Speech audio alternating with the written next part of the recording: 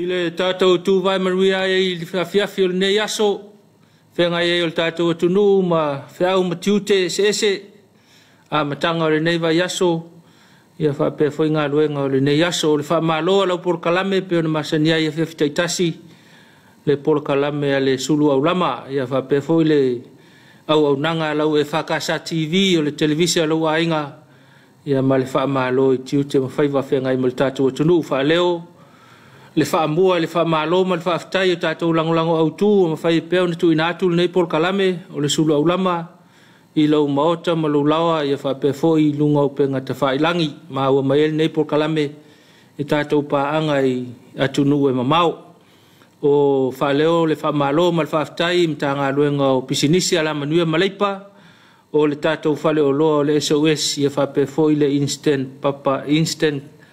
instant koko Samoa, ia lango ia o le tātou por kalame o mawhai e pēo na tu ina atu i le Afiafi ma le Afiafi ma langona mai pēa le uleo wha mālo o le au nanga le EFKS TV ala le Suluaulama i le mai ai o tiute ma whi au ia o le Afiafi o le aso ma le aso amata mai le aso ngfua se i o fo i le Afiafi o le Sfraile mālo le folau se o tātou watunu mālo le malanga ia le o tātou au lia mai le aso lusu whane oktopa Watoia na yaso ia ona mai e whape nei la songa fua vaso le asau talo soifua le malo tātou atunu uma le au nanga e whape nei la yaso le la asau ia ua tātou sauni atu ia Novema masina so mal masina muli o le tau sanga ia wale toi mamafoi ai malo la wal folau malo le orsai e malo le whaatoa malo malanga si o tātou atunu whaau pēr tātou sāwalinga ia le nei tau sanga lua tātou tāpena atu ia e whae wiu whao mga luenga nei masina ia e tātou tāpena atu mo le masina o Novema o fofo mai i te wa mamao le whakalofa ia Novema ia o le anga lava na tātou titau nua tuai lava iai ma le whaatua ma le wha moe ia e momole atu lau tau soifua ma le tātou wola awanga leo le li tātou te au li atu ia nava ia so fou ia ka ko foi mai le vai aso ia na fi au mga luenga ma le fa malo lau por kalame o le Suluaulama ia te oi i le fenga ia mga luenga le aso ia pol mai ai foi fi au matiute sa fenga ia ma si o tatu watu no u le ne aso fa malo i le kalesia le ngata le kalesia fa kasa ia fa pe foi fa ululunga ma le whai ngā luenga so se kalesia o lo taupatia ia le ngā luenga le atua ma le talelei i le ngata i samo nei ai whapea fo i atunu e mamau wha malo fo i le wai manatu i au te taul wha malo i le ngā luenga tele i le aso nafi i le aso pai o le li i le fola ina o le talelei ma up fola a le li e ala i whalesa ese o e kalesia Samo nei ma tunu e mau tō matau i pēa le whanau whaatua le atua ia wā lava le tātou o le whakeusiano whaaftai lau whai ngā luenga mo ngā luenga tele tāpina ina ia o le whai ngā lotu le ngata i le aso na nafi ia whapea fo nei aso i Tapuaiga ma te talo manuia i pēa ma tutu i loa au ngā luenga tama whanau le atunu le ngata i samo nei ai whapea fo ia tunu e mau whamalo le tu whale o le kalesia e whakasa sunga i toi ina mau tō whale tua whapea fo i le loa ma le lasi o sunga i whawhengainga mau tō whale tua i so se kalesia i so se whio anga i Samonei ia whapea fo ia tunu e mau whamalo atu lau unanga le EFKS TV ia talo atu whamalo atu le tātou Suluaulama i tiu te mawhaiwa sa whenga i mau tō i le yaso malo te talo e fa malo fo ile pol fala maulan mula ya wala val tapo e fa mo faiva si o tato tunu fa malo atu fa malo lau ile fo tele al sunga ile o fionga ile tomato ina e taitaifono malo faltua e fa pe fo ile sui taitaifono malo faltua lau sunga fa lau tusia o malo faltua e fa pel tupe malo faltua i fe au sa fita tunga ile ne yaso fa malo atu tātou por kalame o le Suluaulama le ngata fuilea ia a o le lau tama le kalesia lau fionga le tomato ina le sunga le taitaifono ia whapea foi le tamato ina le sunga le whaile tusi maulu whaltua ia mare laulawa whono atoa atama o le ekalesia ia whaatalofa foi whamalo i komite le ekalesia ia le ngata ilea ia o matawai o le ekalesia mtanga luenga whaatalofa atu whamalo atu whaurulunga mtanga luenga ia ma au matiute sa whenga i le nei aso whaatalofa ma whamalo i le atinae lau whenga le lipule ia whamalo atu taltalo atu tatou Suluaulama le nei Afiafi ia le ngata fo i leo tamata i pule ma le vasenga o le vaenga tusiata i le mataanga i le ulmoenga ia o le sunga i le lipule i le whaiwhiau fo mai whaiaonga ia whapea fo le whaltua ma le ainga whaiaonga whaltua ma le kolisi malua whamalo atu ia le ngata i lea ia o le lau sunga i le lipule o le whale le mtusi ia le whakasa ia le ngata i lea o le ofisa o Nkerusiano ia lo fionga whaatonu o le whaatonu sileo a onga o le tamatai komisina ia ma le loa loa o le au whainga luenga ma ta ngā luenga o le ngā luenga le ekalesia whamaloa tuia tautou ia le tuawaina o ngā luenga whaia le ekalesia maise lona ofisa tūtutonu le ngata foi lea whamalo i aonga le ekalesia whamalo atu ia tautou ulua onga e whapea foi a tamaitai whaia onga mali i whaia onga sunga i whaiwhiau ia foi whaltua i kolisi uma le ekalesia i le ngata il motele salafai whaatalwhatu whamalo lau fionga le lipule sunga le whaiwhiau ia mal whaltua ma le foi lele katou kolisi to sivi whamalo atu tono manuia mai le whailo ai foi ia e lo manatu lava lo manuia whiau ma tiute lo whenga iai ia me polunei kolisi no usala le moenga ma lo fou ma le kolisi pauta whamalo atu le tatou por kalame le Suluaulama e tau ia le ngalo foi whaia iola le whamalo a o ngā ekalesia o ngā malo a o ngā tumaoti ia o loo a fo ia o inaina i tātou whanau o le lumana o le tātou tunuu ia o lumana o ainga ma le ekalesia whamalo atu ia te outou le ngā lulue le ngata fo ilea ia o unanga so se ekalesia o lo tautua le tātou tunuu po le ale ekalesia au unanga so soani au unanga le malo tautua le tātou tunuu whamalo atu le tātou por kalame o le Suluaulama ia te outou i le nei aso ngafua matanga o ngā luenga o le nei vai aso whamalo i le malo o tau tiu te whai whaurulunga mtanga luenga umale malo mtanga luenga tuma oti se o le loa loa le au whai ngā luenga la tau o tua iei le malo lima mawai iei le malo i whaatinonga whiau mga luenga pulo keti o ati nae o le alava e o lo tau lo ngā lulue whamalo atu tātou por kalame le Suluaulama e leta i tai ngalo le whamalo al tātou Suluaulama Tapuaiga lau fionga i lau le malo e whapea fo i le suiao malo masiofo e la ngata fo i lea al sisila le tamaitai palemia masui palemia o le kapeneta lau fionga le fongfitalai masui fongfitalai ia ma le fono uso le tunu le fono faitu la fono le malo Samoa i le awa o tele e ngata fo i lea fionga faipule o le vaenga whailo ngai le malo whatalo whatu whamalo atu le tātou por kalame le Suluaulama ia tautou i tiu te whai whale malo ia tautua i le tātou watunu whamalo atu i tiu te mawhaiwa whamalo i nei tātou mātua mātutua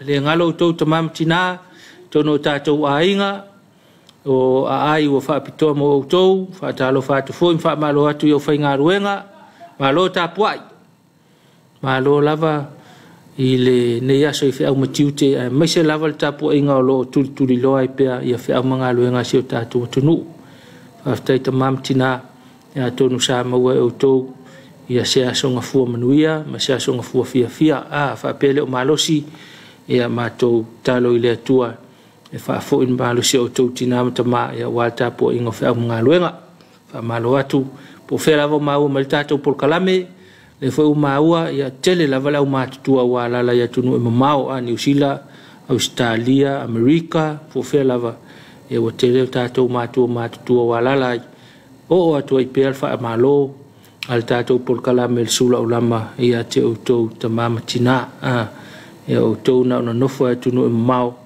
ia al me mautinoa o le loto ma le anganga ia o lo nofo i nei i le Tapuaiga o tiute mawhaiva o lo fi taitunga i seo tātou tunu i Samoa nei whamalo atu ia te outou ta mamatina i le Tapuaiga o le nei fo i aso o le whamalo mo nei whanau a onga ia umawhile a onga le nei aso ia tonu lava ia sa toa anga o tau le aonga manatua le toi mamau ia ta pena foi leo o tau suenga whai o le nei tau sanga ia whakoanga whenmea aonga tani masinei ngā luenga nei matua o lo whai pia mai ia ila makanga o kausanga ia whaalavelave whaamai e le mwhauna tuan ngā luenga whai ta mamatina te pena ina o tau ia aonga whapea foi ia te pena ina mea onga o pili a onga mea uma lava ia lo fi taitunga i ta mamatina i te pena o tau tu ila onga ia tarsia o lo langona o tau nei whanau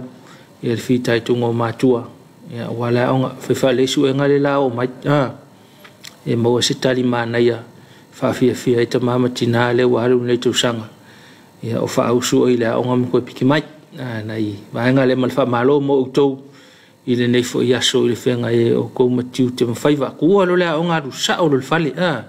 Alu fale whaisina whi au lai titi fale. Ia na whai e fo i leo nei nisi vaenga o le Afiafi. Ia e le o le teimi e whai ngā lotu.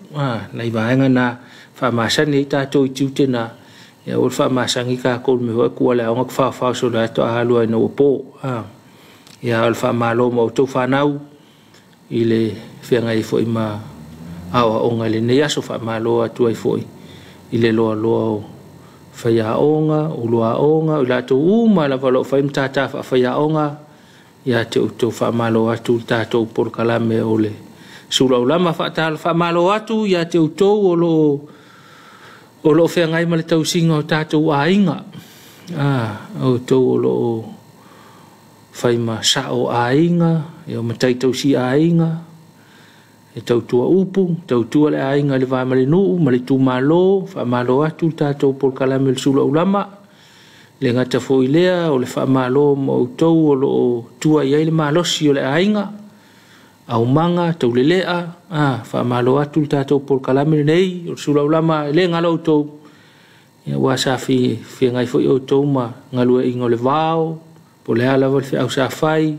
o le whatoanga, o le maumanga o le papovi o le papua avane le Afiafi whangaina o moa ia vaenga whapena tina ese le ainga ia o tauolo o fito i tonu ia ile tiute lea ngā se senga o se vaenga tau singa o le au matutua whainga monotanga le nuu ia malo lava e mangatua o tau le tātou wha malo ma le tātou polkalame o le Suluaulama i le nei Afiafi ia me feo lolo nei aso mo ia sala ia feo lolo manatu lava na pau nai timu ia le ngata foi lea e foi teimi wangi malu ma tavili ia so sani mo utou e se afa ngā le atua o foi wa vela la titi le lai na aso ia le foi mai le timu ia le ngata i lea al savili e so sani ia i tātou ai eva tātou le la ia e so sani mai pele atua le atua o no ina i tātou so sani mai foi fa faingo fiel faingo fa mga luenga sa fe ngai fa malo le mo to fa malo mo tatou le nga lulu fa vai taimi pa anga lava nei por kalame le Suluaulama e fa pe fo tatou po kalame ta ya o talo Samoa ma futa mai lava to e matil mai il tatou por kalame ma futa mai ai fa malo atu ya to manatu fo ia ngai ke wa se ka ko kaimi o lewa umai ngā luenga i nei, tui titi manawa nisi ngā luenga, ia le fuanga i le fale, ia e whapeo le te maua mai New Zealand, Australia, po seisia tunu. Te langona na le whaiwa uma, ia lona winga tau wha ngā luenga e malo, wha malo atu tātou Suluaulama i le whenga e matiu te mwhaiwa, whio lolo i la tau lewa, toi anga i mai, whaisina malo longa la i titi, ia toi tā pena fui, ia e toi anga i e whaawau ia le fo i au nanga mal sa ilinga malo e ala i ngā luenga whaawai taimi whio lolo anei whaafita au le whenga i mautou ia e whātua atu a tōtou e fōi ia whai le le mano maua ma pu mai fōi wha ngā lesinga se lengi ngang fōi mai ai ia whātau ai se mea ngā tamamatina ia le o te pena fōi tō awal whai il pāki e tu se fel tupe ia wana ia hainga le Tapuaiga atu e wha malo mo tō le ngalo tō i le tātou wha malo le vahenga le Afiafi ia pāanga malawa le tātou por kalame po wheo mau mai ai le mwhai na ngalo tō tutuila mamanua wha malo Hawaii wha malo Amerika wha malo Europa wha malo Afrika wha malo Australia wha malo atu New Zealand wha malo atu ia mal tātou i le vas Pasifika po whela wa mau mai ai Fiti talo atu wha malo atu tama whanau al tātou e Kalesia ia wha pēr fo i lātou olo iai ia talo atu tātou polkalame le Suluaulama wha malo atu atu tau i tiu te mawhai wa sāwhenga iai via le alofa malanga leo le tua ia na le se noa ia tātou te wha penga ia o kako maua ingi wha ngongoanga mangi me wha pulei tātou ia o loo manuia lava i tātou e ui lava i wha ala venga o le aso ai tonu lava i tātou polkalame o tātou tau nu manuia i wha iunga le aso le ai lava se wha fita auli e ono wha popole na aipe matua wha popole na i tātou i le umai o wha mga luenga tonu e wha pelo ainga wha pelo tātou nuu ia wha pelo i tu malo se io mai lava li o le malo ma le Kalesia tau whai manuia i tātou i tiu te mawhai vau le nei aso.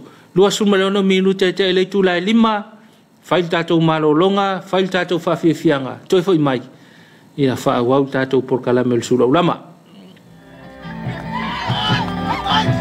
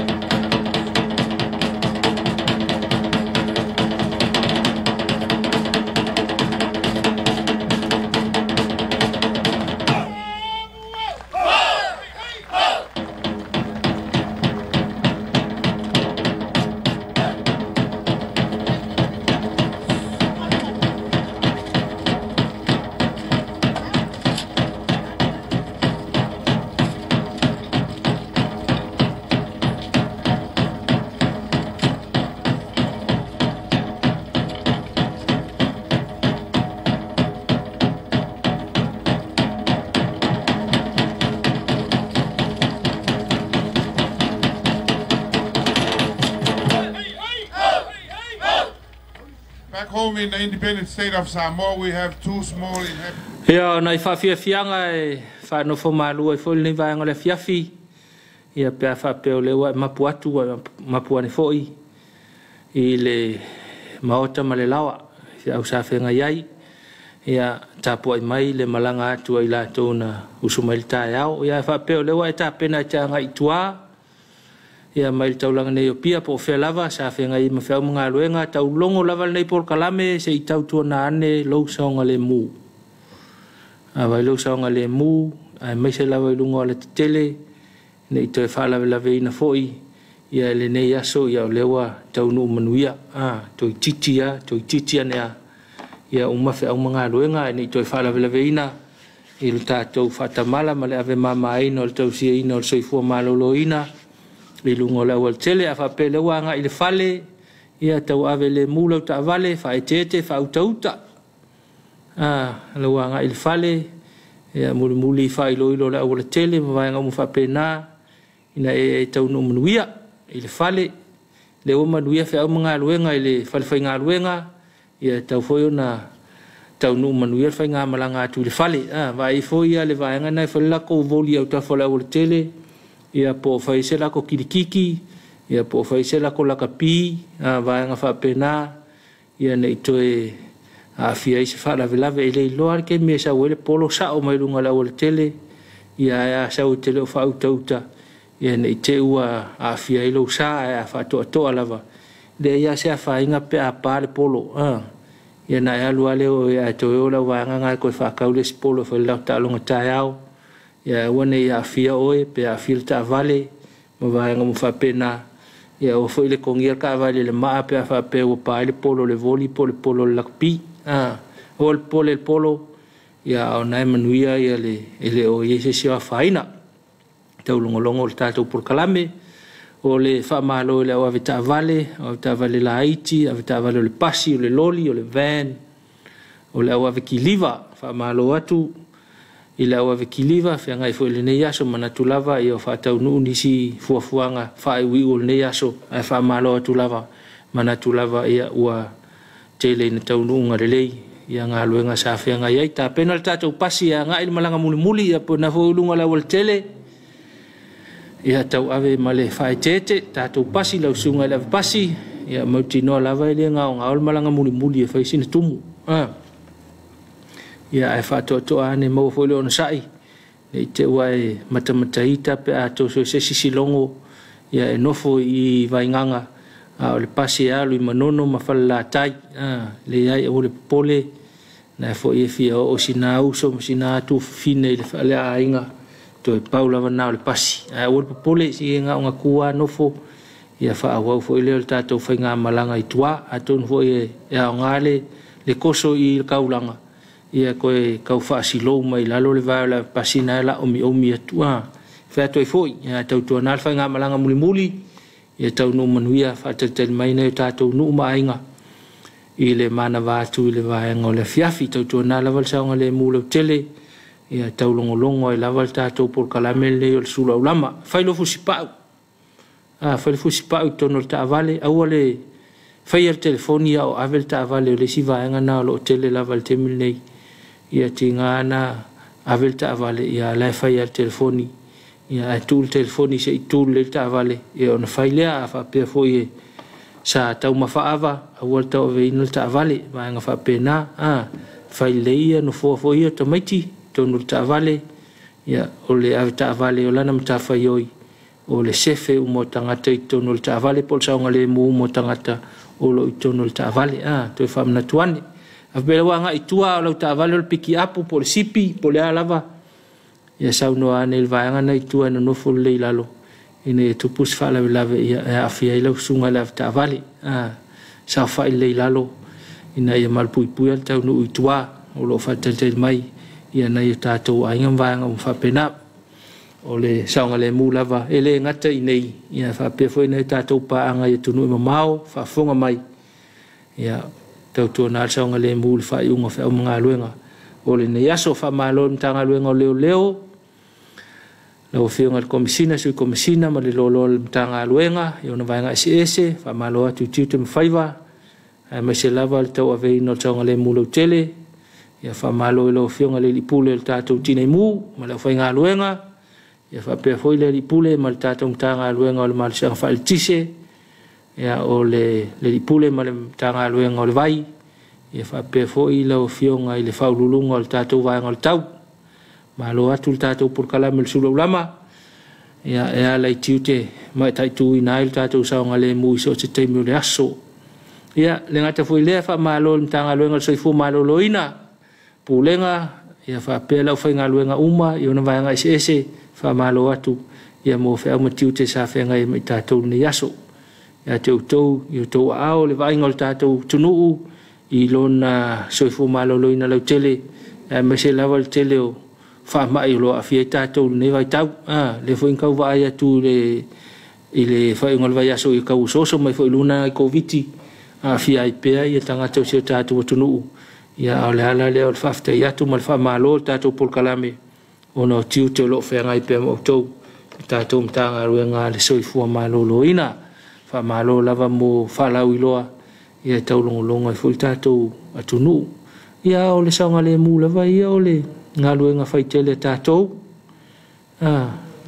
tau singa saunga le mu le ta foi o mau wa saunga le mu oe ia mana po au fo ia saunga le mu fo ia tangata le la talatane ia tatou lona winga saunga le mu lo ta vale saunga le mu fo le sta vale le telu fa so ina la ol tele saunga le mu fo tangata le la kolosia le wala mai la to umalo o ia au nai vaenga na mo le sile fiel tatou tunu tau longa i pea le tau singa o le tatou saunga le mu lo tele ia manatua fia umka ko ngil kayao ia manu malo le tatou to Samoa i le tatou taalonga lona lua o le polalolangi la tapiliki lo whianga iai i Peretania mana ia taalonga le so ia mana ia tangana fia o matatou ia le masesin fa noa ia le pe o taalonga le na mai tu mua ia e lua mea o le malo se o le au ia pole mea o le tau fa le tonu le si au le taalo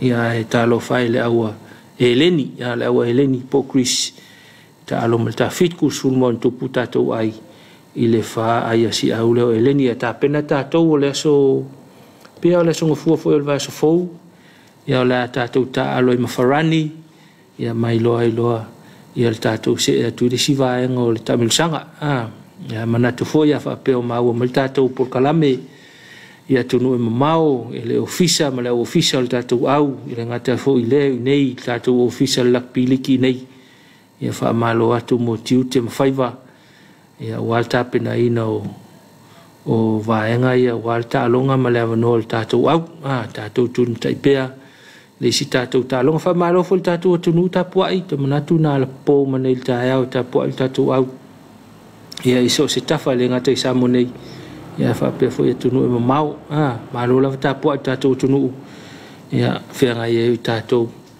ia nei tatou tamafana ia mata longa nei vai tau mana tu foi le sa uni tatou man Samoa mo la to malanga ta amilo fa ingol tau sanga ia le ngata foi le tatou au la kapita to fitu ia le uta pena tu pe ia o ta mi sanga Hong Kong le la sa uni tu ia le la to ta penanga ia mo ta mi sanga to fitu fa anga tama ya wa fenga ima si tatou tunu fa malo tatou tunu fa malo en tam fa nau ya fa ma fua tatou ya ita longo lo fenga yai le fo mai mo tatou le nava yaso ya wa momoli me alofa le malo ya mo ila to fo isa manuia mai le Commonwealth ya le pine Samoa ya mai se lava le vaenga si singa mafa fa malo le fionga tu pepe ma la to vaenga si umbe mafa ya maua le tala le lei pine aulo mo le tunu ya mo foi nei fa manu yang ala iti mai le tatou malo manaya ya nei mea ya fa malo si au foi ai mai se foi ni tatou fa nau ya o lo anga mai ya fai masui ya fia foi le talonga si manaya ya le si sa mo pingi aulo ya maua fo ina ilo sfulu afe e so nge ele lopo le si di makausanga e lopo to i wo se la wa film me alofa ta to wa nei vaenga na mo le tātou silafia le tātou atunu i le nei vaenga o le Afiafi ua toe se fulu ono minute tale i tulai ono ia peo fo na silafia le tātou atunu o le tale i tulai ono o le tātou porkalame o le tātou whaingaloto Afiafi peo na masani ai ia le ua tapena mai le sunga ia fiu se leni utumapu o le sunga ila o fioswani male ka le sia sa fotu pulenga nganga i fumaunga le moteli salafai ele ua tapena mai mo le tātou Tapuaiga ma le tātou sauninga loto le Afiafi ia tātou to manga foi le li telefoi tātou whiau matiu te sa whaatino le nei aso manatu foi ia ela foi whaatino ngal tangata o al tangata e vai vai ia le ngata foi lea nei feseta inga foi nei ei tātou mais tangata whaatino ngal tātou whiau ele ngata i le wharewhainga ruenga ia o whea foi le meo le nuu sa whea iai ia o tonu foi o le ainga ia e tupu pea ia vaenga whapea e whea iai tātou ia e tātou to manga i le li ia e toe mawel tātou mawhanawhana ia mo e foi tātou loto whamanga lo atu whea inga ma mea sa tupu foi le nea so whea mga luenga la te foi e tātou malolo ia le leia le umai fo le aso ia o mawhanawhana me uma ma to mali ta pena e foi la ia o le aso fo o lo mua mo le toe fotuina ia ma le toe amataina ia o tātou tiu te mawhaiva ia tau ia ina au mai le nganga o le atua e tau to lua le whaafonga le tunu ia le ngata fo ilea o le sau o le tātou tofi ina ia alu pea ma le mana le tala le ia le atua ia maua fo is whaasil ngā malosi whale nganga ia aua o le tātou wha moe whi au matiu te sa whianga i le nei aso toa mali e lava i le atua malana tala le lei o le a mai mo mal tātou atunu i nei a whaawhiwhianga mai tupulanga tala volo lātou sao le tātou porkalame o le Suluaulama le nevanga le Afiafi nei pespesenga whale nganga ia masiva whaitanga whale nganga ia o nei vivinga o le atua ia e whaanofo mali e foi lo wha moe ma lo nganga ma le loto ia a o tapena mai le tātou Tapuaiga o le nei Afiafi a mai a ia toi foi mai whaawau tātou porkalame alam toi foi atu tātou po teu tū whangasolo atu le sao tupulanga televou vivinga o le atua ia le tātou whainga lotu toi whaawau e foi leo le tātou porkalame le nei Afiafi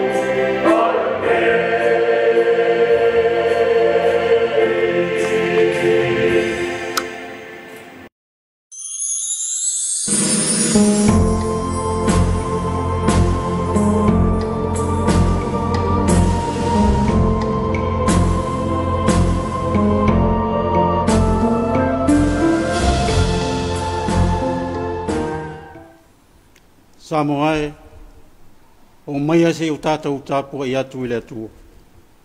Se o tātou te tālo. Se anoa loa malau a fia o le atua, e whaia fua le tāpua inga a loa tunuu. O whanaunau atu o mātou loto i loa malu sili ese. Anganga pai ae, a fia mai e te tauto o lua o mātou vai malele ato toa. Ina ia tonu malelei mea uma mātou te whai. Mai ei uatu mea uma le whaasili na o raulava suafa. Le mātou te talo, e ala lava ia Yesu ke riso le ali i maleola. O mātou ole ma te talo atua nei. Amen.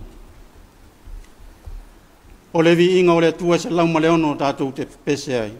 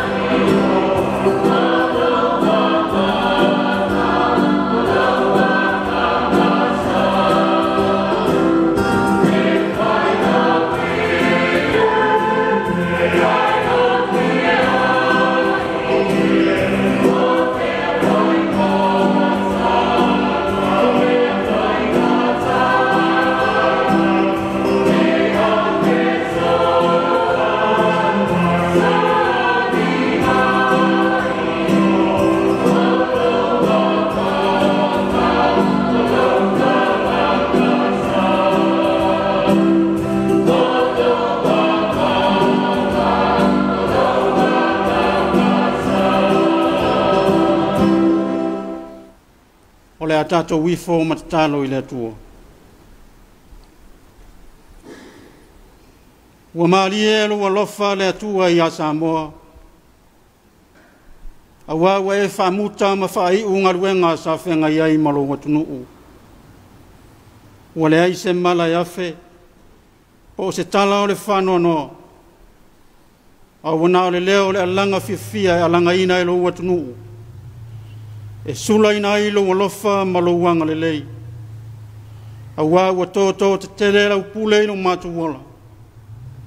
Me a fua i le nei aso. Ua whai wina i lo manuia ma lo whire mu. Whawhitai ua manuia Tapuaiga rau matutua i te tonu ma o tamalau. Ua manuia fo le Tapuaiga Samoa au. Mai lava i le pule se ia pa ia se ua pito whatawa. Whawhitai le anganga pa ia. O le mātou whisoa soani tili i tu aso le taunga malia i le ola. Ai le ngata i lea le atua, o lau tuspa ia, e le umalona tā ua i lo mātou ola. Pea mātou whaitau ma whālongolongo. Ua mātou manino ma malama lama i lo finangalo le atua. O le ala e te tau na mātou sāwa wali ai e tusa ma lo finangalo. Whawhitai tiu te ma whaiva ese. O tā leni manga waa ua e whaasafua i lau whanau.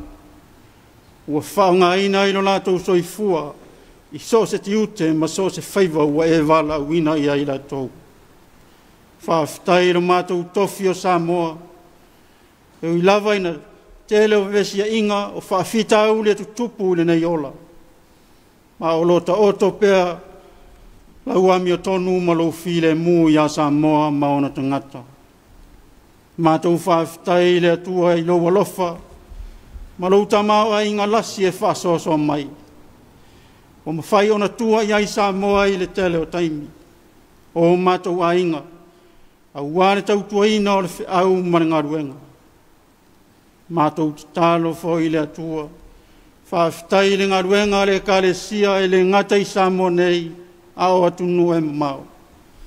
Sili le mātou whawhitai mea uma, ona o le taulanga tu tasi na saunia e lo walo pele o Yesu ke viso. O lona maliu ma lona to e tū manu malo. To e mauai le avanoa mātou te to e sa ili atua i lo manuia e whawawau. E awhai lava mātou te salamo, ma whātua tua ma le whamaoni i lo mamaru. Whamangalo o Samoa o le atunuanga sala le ie. Mai lava i ona taitai, e o lava i se wau pito whataua. Mātou te tālo le atua, e leise mea lilo i lau sila whangati. Aua mātou te taritonu ma i oe, o i mātou lava o le fotu o le anga masei. Mātou te manino ma malama lama i lau alofa ma lau whamaoni. Aua le tusa ma mātou a mionga e whai. Ua whaavae fo i lo mātou nuu i lau fio. Pei tai le ali ie wale o ngatasi le a mamionga au tangata. Wa whai lava o mātou loto ai tu ulau finangalo. O le ala fo i lea wale i uai le lei ma manuia mea uma mātou te whai. A ua mātou whamoe moe i lo mātou poto maro mātou iloa. A ua mātou whātua na i le whetalai mai o le nganga pa ia i o mātou loto. Wa o lava le ali ie i lau ngā ruenga. Wa ave o iai no mātou le whamaoni. O mātou aunga te tai i nisi taimi. O mātou le onla fina finau e tau tua lau fe au ma lau tala le lei. A wa o lau o fio lava le whapongai o le mātou wola. Ma lo mātou malosi. O mātou te talo le ie. E o lava i mana tuna tunga o mātou loto. E sila fia lava e oe le atua. Au mātou whanauna watu i lau o fia o le atua. Ua na o lau o fia o lava le o la tanga o le angasala. Alofa mai le ie. Whamangalo Samoa e ala i lo lava alofa tu no na tino le soifua pa ia o ke riso. O lona toto e whamama ina i mātou. Alofa mai le ie i a Samoa. O le atunu utofi na e filfilia mātou te nofo mau mawai. Se e whamanuia le i e iona taitai o tū lai mai le sao le atu nuu le nei vai tau.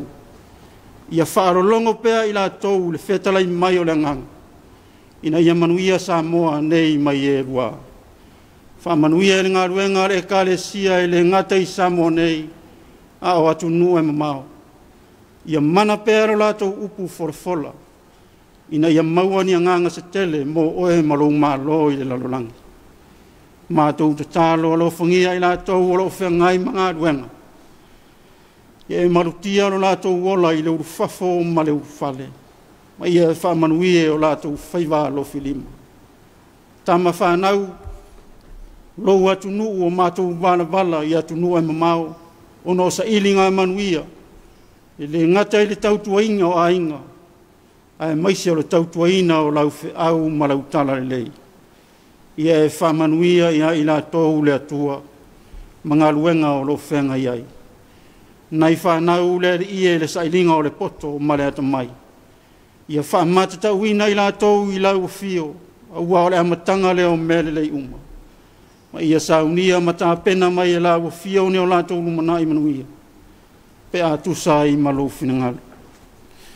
Mātou te tālo le ie.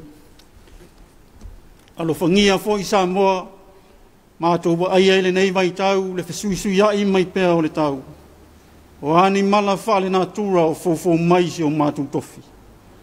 Awa le ta mai la fo ai atu ia inu e le aini tangata o no nofo ai. Ai au mai alo file mu e leo leo ina i u tangata. Mātou te tālo le atua i la u fio. Taimi mātou whaalongo longo i lau finangalo. La unga pēla ua fio e ala le whātau waa o le tangata. Mātou whaalongo longo mali manino. E se a le winga o lau finangalo mō Samoa. O nisi o mātou te talo. Wa ngai mai fo i le pongi sā le ie. Malo lolo ua tunuu. Alofa le ie. Ia malutia ro lātou soifua i au ao angalele. Mātou te talo ia le atua. Whaatasi ai maletele o te talo lilo i o mātou loto. Mātou te ofo i nā tu uma i la ua fio. Ia whaia pēa lau pule a mio tonu. Ai aua lava lo mātou whaatau anau. Ono Yesu ke riso le li whaola wala tu ai la mātou te talo. Amen. O le whaitawina o le tuspa ia. O le tusi whiwhilia mo i tātou le nei Afiafi. O le amaua mai lele whengai ngatu ai. O le tusia e soto i lona mata upu e se fulu ma le whā. O te whaita wina o le whai upu e se fulu ma le lima. Ma le whai upu e se fulu ma le ono. O nisi nei o a fionga pa ia o le tātou wali. O na whetalai mai leo le ali i a Mose. Se ale mea ue alanga mai ai i a te au. Whai atu e whanaunga i Israelu. Ia lātou o atu pēa ia. A o oe, ia e se e lunga o louto to'o. Ma whaalo lolo lima i lunga o le sami. Ma e vai lua i nai. E o atu ai le whanaunga i Israelu i te tonu o le sami. I le ni tai i mātutu. O mawhauwhaunga e fia whaamamawhai le nei e fiafi e whapea. Sava vali pēa i luma. E mai le atua le taunuunga. Sava vali pēa i luma. E mai le atua le taunuunga.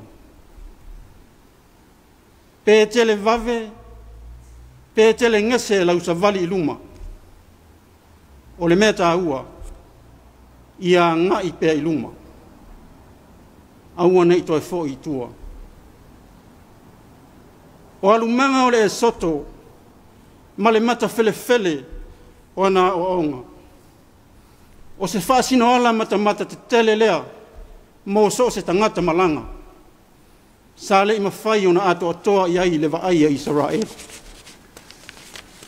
E ui ina pupula o lato mata i le alofa tu noa, ma le ao la vea i o le atua i fatia o sola. Ai le o mawhai o na ta oto i se ta o tonga le lei. Lo lātou whātua tuanga i le atua. O le na whāpongai mata i ta i le malanga. O se malanga e le whaingofie. E whai o le lutia e whili masani o le olanga. A o le anoa i o whaafita uli. E le mawhai e le malosi. Po o le ata mai o se tangata malanga o na fo ia.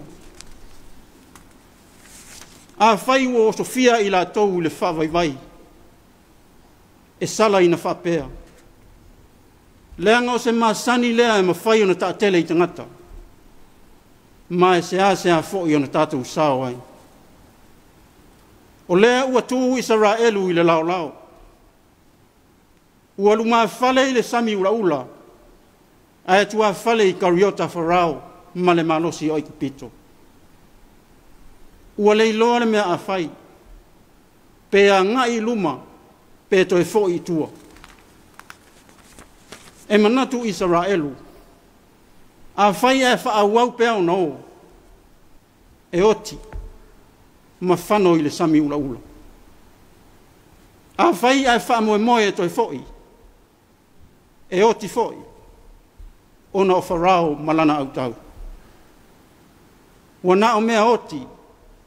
Ma mea whaavaivai loto ma whauwhaunga o le nu. Ua leo tele le to mumu. Ua sai ma whasea. Ua tau le pua ma lafo. Ma le loto ua popole vale. E whapena winga o le whaatuatua, e whaavailu atai. E lei loa le mea e tuai. Pe alu iluma, pe alu solomuli. Ia po le nofo loa e le toenga ioi. Ai whai mai le avea ia le atua i lana au auna mose. Whai atu le whanaunga Israelu, ia o atu pea ia. Ia sāwa vali pea iluma. E lea ia se isi ala. Na pau leo le ala e fina ngalo le atua. E tau nua Israelu i whamanu ianga. Na o le o pea iluma. Ana sila fia e le atua. E ono maua le manuia o lo tulia Israelu i le toe fo i tua. Se mea manu wa au mai se avea i e toe fo. Ana sila fia fo i e le atua. E maua i le tutu e le ngā ioi. Se manu o whapea fo i ona whetalai mai. Peitai. Ona pau leo le alu o le tangata. E ta mau a inga i ona mawhauwhaunga. Ma manui ai lona ola. O le laa pea iluma. A wā o le anga i pe iluma o le tangata. E whaatupu ai e le atua wāwenga i lona ola. E le whaia e le atua ni wāwenga i se tangata e ola solomuli. Fiu ngō fie ma le whaavaivai. I le manenei. E iai nisi o mea e whaalawe whau i ala o whamanu ianga. E au ngō fie foi. Ma fia le loto i le ala pupu. Peitai. E le fesilingia le whamaoni. O le iai o whamanu ianga i ala umi. O le vaivainga leo le au malanga Israelu. Wa le lava vāsopo. Wa au tata e ta wivi. Wa le lava vāta umwhai. Ua fia mapu ma malolo. Ma fia whaataunga maalie i manuia o le atua. Se whata mala ina atitele. O le lui mo tātou. Tuli matai o tā whamoe moenga ina se ia taulau. Au le popole. O le atua whaasino ala. Nā te au maia le malosi, whaatupu malosi. Tātou te loto te tele ai e tau wivi mo whinafinau mo se mesili. Manatua. E le leile vai vai tau mo whai. Ai le anga le wha vai vai. Ai tātou te nei tau mo whai. E ui ina matangi tau mo ina le tala wha solopito o le nuu filfilia. Ai sa fia ina le wha o le tanga mo tangata uma. Wa tātou i loa ai. E au mai e le atua le wha sinonga tonu o le ola. Ma o ia fo i e taimua i ala uma. E iai la pe ma wha le tonu o le tangata. Ai mausali pea le alofa wha pale o le atua. E tu tupu pea wha fita uli ma whaingata o le ola. A o le wha maoni o tātou loto i le atua. tātou te ngā whatia ai o na tau awelo tātou wala wina. Mana tua, e mawhaia mea uma i le whesoasoni mai o le atua. Ia tātou sāwa vali pēr inuma, o loo i le atua le taununga. Ma ai fo i le tātou walii. E ui le ti ngā ma le whainga tāo le ala na ia tau wasa i le sātauro. E le i wha pēr lava na wha fiti pē solo muri ai. Ai nā ngā i pēr iluma, se i au o lava i na taunuu i le ola wha e aina. Mana au mai ai le wha o la tanga mo oe Samoa, ma le lalolangi atoa. E ala i lona maliu, ma lona to e tū manu malo. Amen. Tātou pese le vi inga se lau fitus fulmar wha.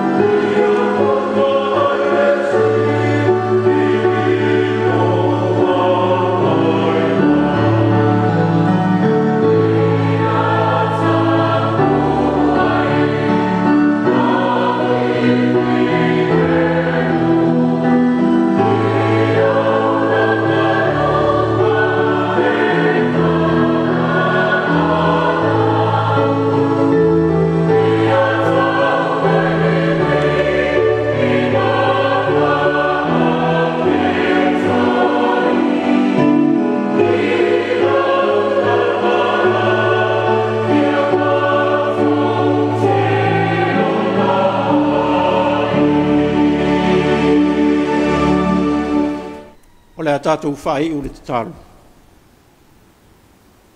A ole manuia ma le file mua oe le atua le tamā. Le anga le lei siri ese o Yesu ke riso le li faola. I le male maafutanga maafana mala ufio a nganga pa ia. Ia iai lea ilunga o Samoa, malau whanau whaatua umai le lalolangi. Ia mata atu nei se iau o le whaavavau lama. Amen.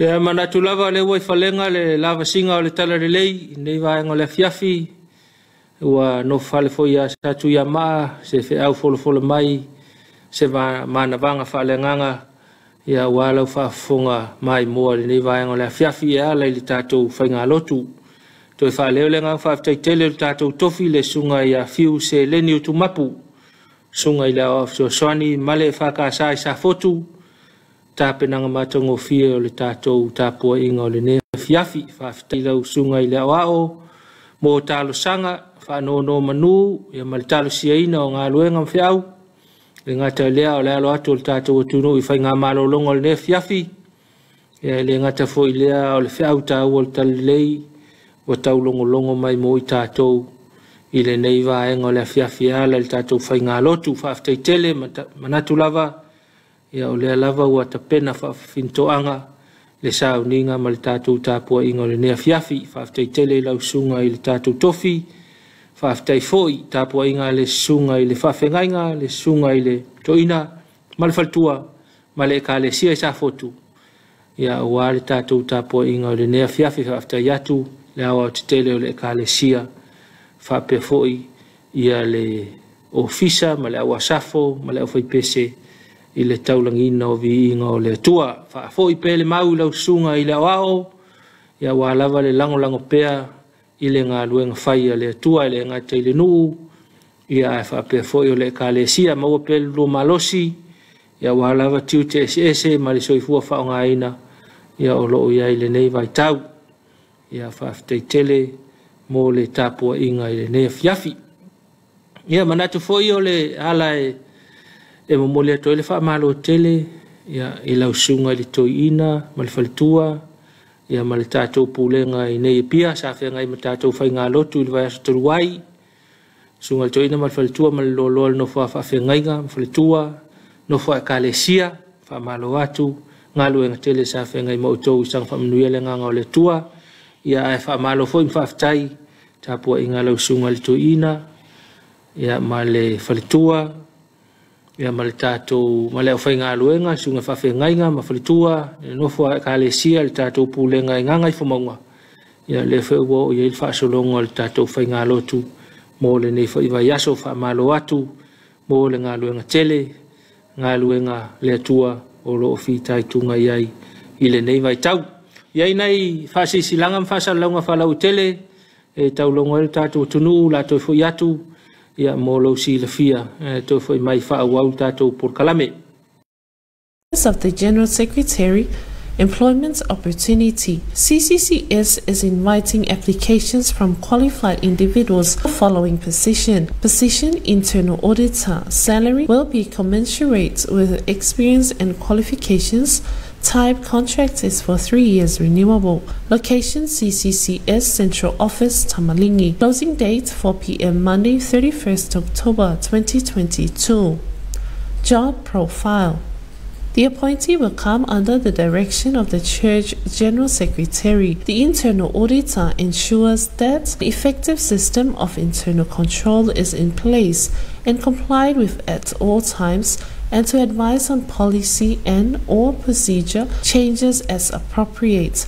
He or she ensures to identify risks and suggest risk management actions and to examine and evaluate systems and activities in the CCCS Central Office. Requirements: must be CA or CPA or partly qualified with a degree majoring in accounting. 3 to 7 years relevant experience, of which the other is of supervisory role. Excellent knowledge of accounting software such as Xero and Attaché is essential.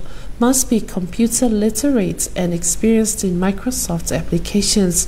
Experience in church accounting, non-profit is essential. Must be neat, well organized and able to meet deadlines. Understanding and respect of accounting body code of ethics is essential. Job descriptions can be uplifted from the General Secretary's office at the John Williams Building, Tamalingi. All applicants need to provide verified copies of qualifications and an up-to-date CV, 3 respected referees with genuine contact information, and a letter from your church minister. Please mark all applications internal auditor and addressed to the General Secretary, Congregational Christian Church Samoa, 5th floor, John Williams Building, Tamalingi Apia, Reverend Wavata Taufau, General Secretary, CCCS. Fasisilanga manimatanga luengo tina matamaitai, atina eofioanga manga fesotai. Fasisilanga toi fasalawino of no fainga luenga, mo officio tu malo, re-advertisement of vacancies for district offices. E fasisila atu mbale faaloalo, fainei ona toi tu ina maitalo sanga mo of no fainga luenga, I officio tu malo te itasi uata uailalo. Mo polu, mo mua itu malo lo tufanga, Executive Officer and Project Officer. Lua, ano ama mua, Project Officer. Tolu, a ingai letain. Fa, a ana lofi numero fa, Executive Officer. Lima, a ana lofi numero nua, Office Assistant. Maleono, sa anganga tolu, Project Officer. Mosavai, fasalele anga lima, Project Officer. Fasalele anga fa, Project Officer and Office Assistant. Palauli numero mua, Executive and Project Officer. Mangangai fomonga numero lua, Project Officer. O pepa faatumu po application forms, ma pepa fa matalanga o tutor po job descriptions, o le amawatu matanga luengo tina matamaitai, a tina au fioanga manga fisota isongi mo upolu, au sale lolonga mo savai. Mo talo sanga uma satu ina mai mo tu malo, lea satu e faasala lawina. O lo whaonga ina pea ma ele mo mia ono toi talo sanga mai. Previous applicants need not to reapply. E tapunia uma talo sanga mo nea vanoa. Ile asafaraila so lua suvalu o ke topa lua o lua. Ile i tu lai wha ile Afiafi. Ba ia mauti noe tu na mai vaenga uata ua ilalo. Mua pepa whaatumu, completed application form. Lua whamatalanga i vaenga mo mia, responses to selection criteria. Tolu, copy of failonga matuspasialo ia u faamaunia. Certified copies of qualifications and trainings. Monisi matalanga e fia malamalamai. Vafsota emaile matanga luenga ili telefoni. Valu falua fitu lima lua. Pole lua fitu lima tolu. Pole valu falua iva fitu ono. Pole emaili mai emaili nei mole tu ina atu o pepa faatumu. Ya eseta a per amo faafetai. Ile emaili I a per amo at mwcst.gov.ws. Po o maranata mayava mayava at mwcst.gov.ws. Male faaloalo sa inia Dr. Mema Motusanga, Officer Silio Pulenga. Employment opportunity. CCCS is inviting applications from qualified individuals for the following position. Position Chief Accountant. Salary will be commensurate with experience and qualifications. Type contract is for 3 years renewable. Location CCCS Central Office, Tamalingi. Closing date 4 p.m. Monday 31st October 2022. Job profile. The appointee will come under the direction of the church treasurer. Chief accountant performs the general accounting and financial statements reporting of the church. He or she ensures that the church produces timely, accurate accounting data and financial reports, as well as complies with CCCS policy, public accounting standards, and government status.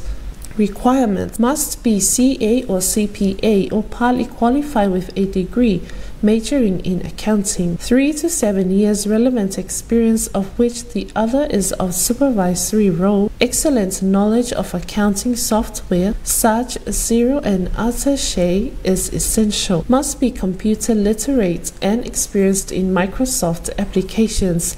Experience in church accounting, non-profit is essential. Must be neat, well organized, and able to meet deadlines. Understanding and respect of accounting body code of ethics is essential.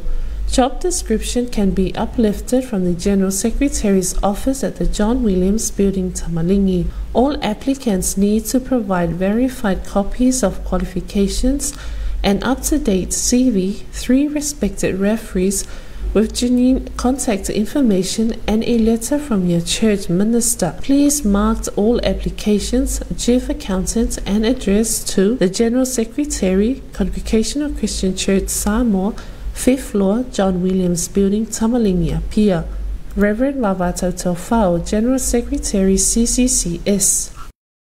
Ona I whaasisilanga nā, ma whaasalalonga whalau I tele, ua maua fo I le tātou porkalame le nei vaenga o le Afiafi, ia pea o na whonga I nā tupea, I lau whaasalalonga, o lau whaamanuia, po le alava o le nu o le kālesia, o le ainga, ia o vaenga ia mwhai o na tautua atuai, lau EFKS TV, I se tau whaamali e loto lava mo oe, mai lau whaasalalonga, fonga tu ye tato au nanga le EFKS TV ele ngata lungal TV fa pe fo na lu lungal tato pe ngat fa ilangi lo na winga po fe lava ya le atunu o lo e o lava ye lo fa salalanga pe atu ina mai I nail tato au nanga le EFKS TV au nai vaenga ia afe mai ia tato fa soa pe fa pe o ye se fa moe ala fa salalanga fa sisilanga mana o mi aile so soani ia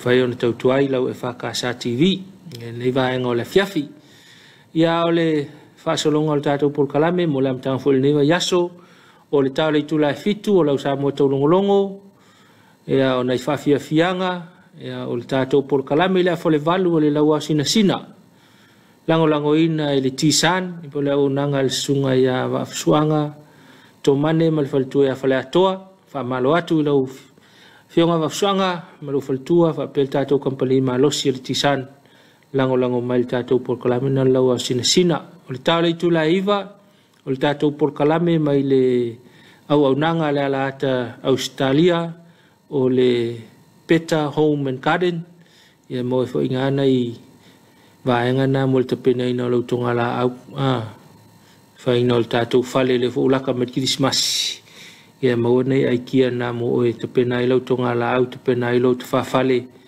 ia wa fo I le kilisimasi le wa lata mai tātou angatu na vaenga o na wha mai a fo I leo le tātou au nanga a ta tifanga wa te pena iai tātou au nanga lango I le tātou whale o lo le Business System Limited po le PSL I le tātou wa ta tifanga ia se mana o mia ia awhi ane le tātou fale oloa na o le PSL Saleufi ia fisilingia te maitaina o seti ia fisosoani atu mo ini vaenga mana o mia I le tātou fale oloa o le PSL ia ona wha umai foi leo le unanga lo EFKS TV mo le nei foi vaenga o le Afiafi ia se tautua na le walau saonga le mu manatu lava ia o lewa tau wha umam tau wha manava le fe au mga luenga ina nei toe a afia lava ia ona fale tonu fo ile le Afiafi a le au se malie ia wala ta fo ina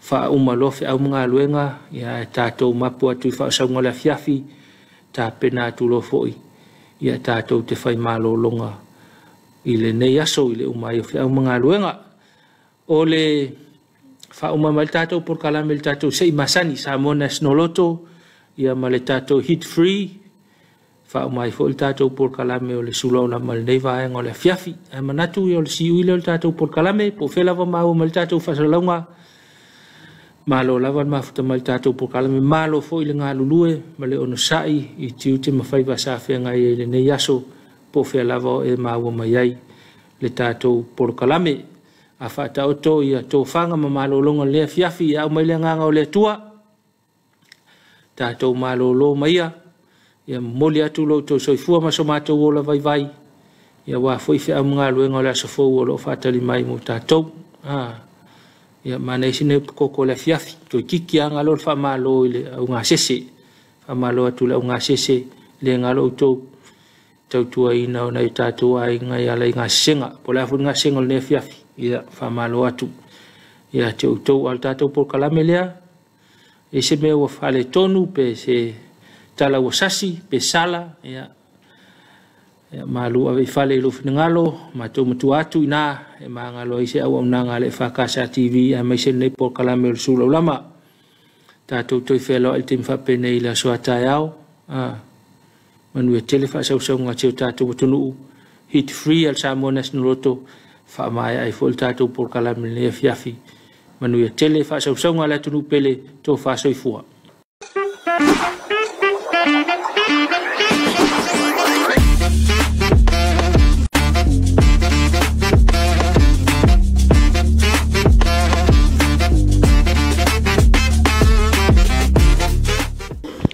se fatalo fat Samoa li nei tu la laso mo fa temel tatu se masan yellow Samoa National Hit 3 lana se numero 1 ful maleono nei ala utlo li malon malo so mai awase kino tatu ma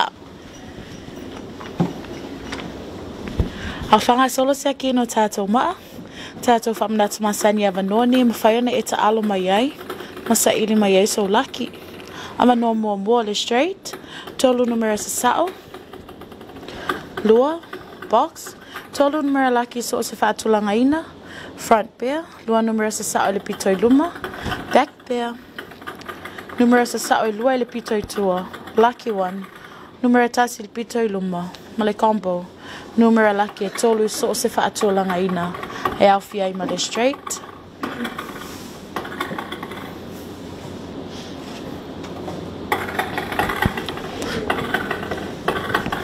Ele nau mai ona se akina tato ma fasau ni fse peni mas pepe fa mau ina e tato numero lucky manuel mate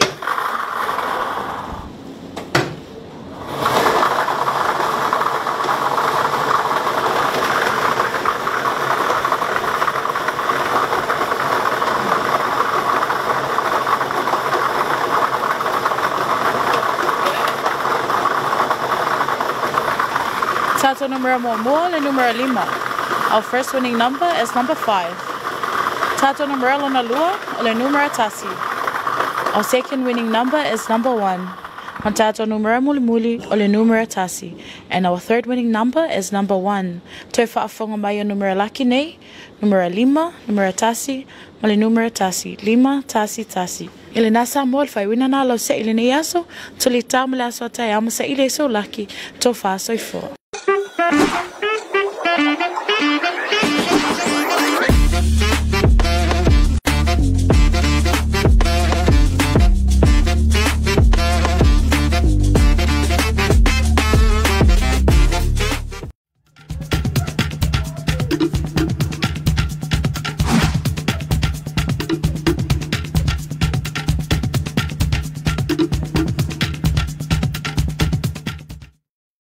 For any occasion, we have the supplies, a one-stop shop.